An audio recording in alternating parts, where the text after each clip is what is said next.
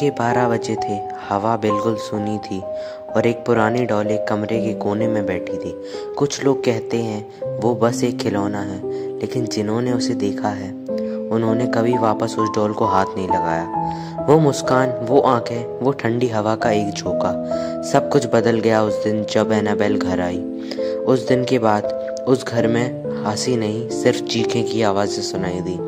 ये है एनाबेल, एक ऐसी डॉल जिसमें कपड़ा और सुई नहीं बल्कि एक आत्मा बंद थी, एक ऐसी आत्मा जो कभी शांत नहीं हुई। सोचो, एक सिंपल सी रैग डॉल जो दिखने में बिल्कुल हार्मलेस लगती है। Red woollen hair, white face और एक फ्रेंडली स्माइल। ये डॉल किसी भी बच्चे के खिलौने वाली शेल्फ में इजीली फिट हो जाती है।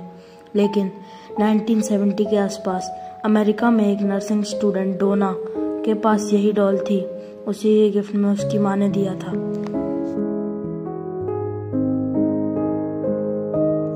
डोना और उसकी रूममेट एंगी ने पहले छोटी छोटी चीज़ें नोटिस की।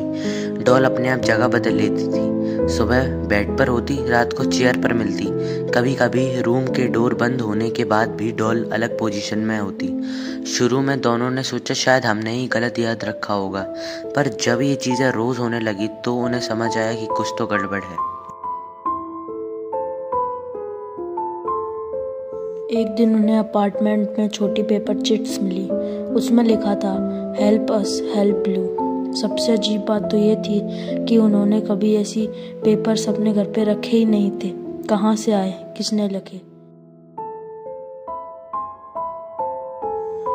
दोनों ने एक मीडियम को बुलाया जिसने उन्हें बताया कि एक छोटी लड़की एनाबेल हिगिंस की आत्मा उनके घर में भटकती है। उस मीडियम ने कहा कि एक लड़की कभी इस जगह रहती थी और ट्रेजिक तरीके से मर गई। अब उसकी आत्मा डॉल में समा गई है।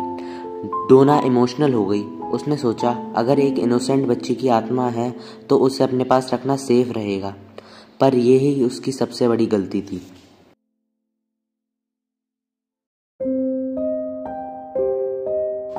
डोना का एक दोस्त था लू।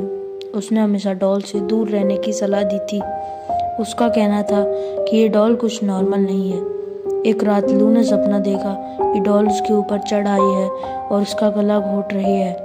अगले दिन जब वो उठा तो उसके चेस्ट पर खून से बने स्क्रैच मार्क्स थे, जैसे किसी ने अपने नेल्स घुसा दिए हों।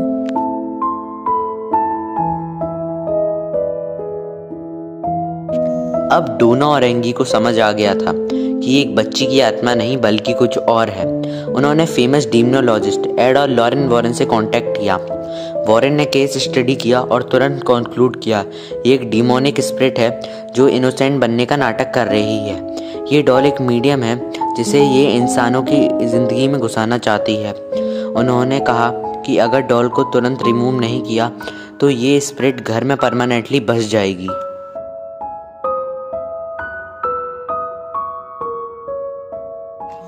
वॉरेन्स ने डॉल को अपने साथ ले लिया, लेकिन ये भी आसान नहीं था।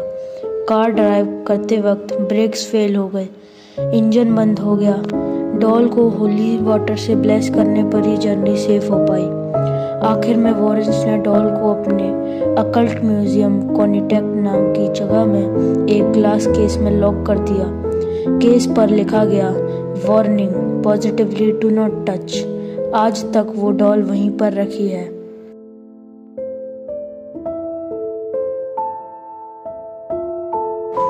हॉलीवुड ने एनाबेल को और भी क्रीपी बना दिया। एनाबेल में दिखाया एक कल्ट रिचुअल के बाद डॉल में इविल स्पिरिट आई।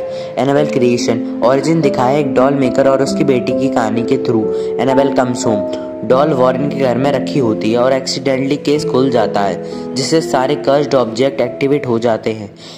मूवीज ने एनाबेल को दुनिया की सबसे रिकॉर्ड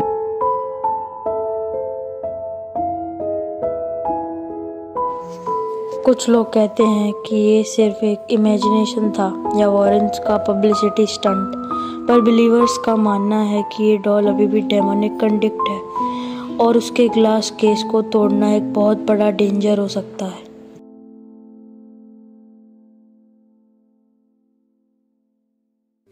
लोग कहते हैं एनाबेल अब बंद है, पर क्या तुम्हें यकीन है?